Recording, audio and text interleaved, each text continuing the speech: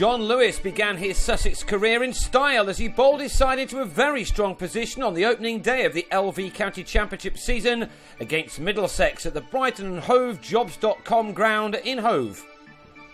After a delayed start, Ed Joyce inserted after winning the toss, and Steve McGoffin rewarded him by having Chris Rogers caught in the slips on the walk.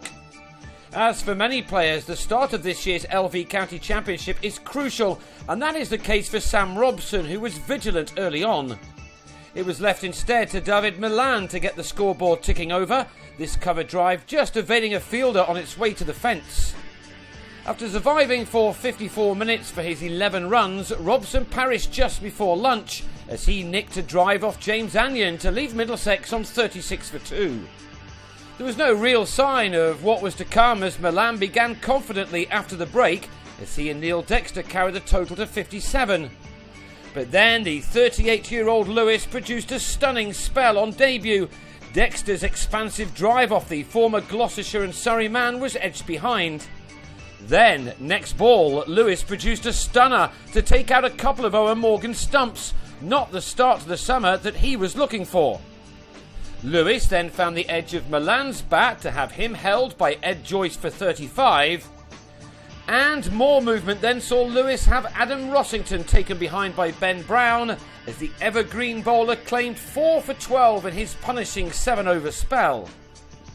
The collapse then continued with John Simpson nicking McGoffin to Joyce to leave the visitors reeling on 73 for 7, having been 57 for 2 at one stage.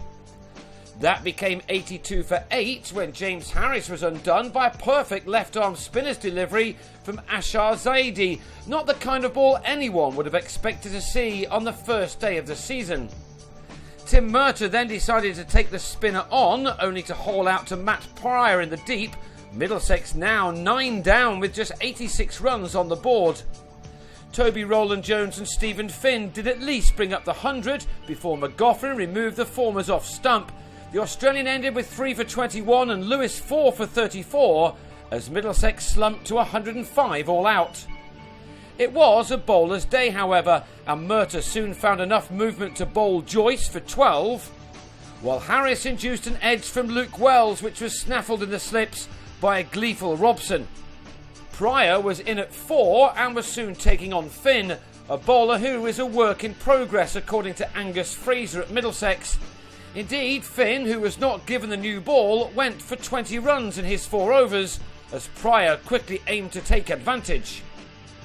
Instead, it was Murtagh who claimed the 13th and final wicket of the day. Michael Yardy adjudged to be LBW on 17 at 42 for 3. There perhaps should have been a 14th wicket, but an attacking Pryor was spilled by Rowland-Jones at long leg as he helped a short ball from Finn on its way. Pryor was the pick of the batsman on this bowler-friendly day, and he was to end on a 37-ball 32, this delightful on-drive, his 7th boundary of a sprightly knock.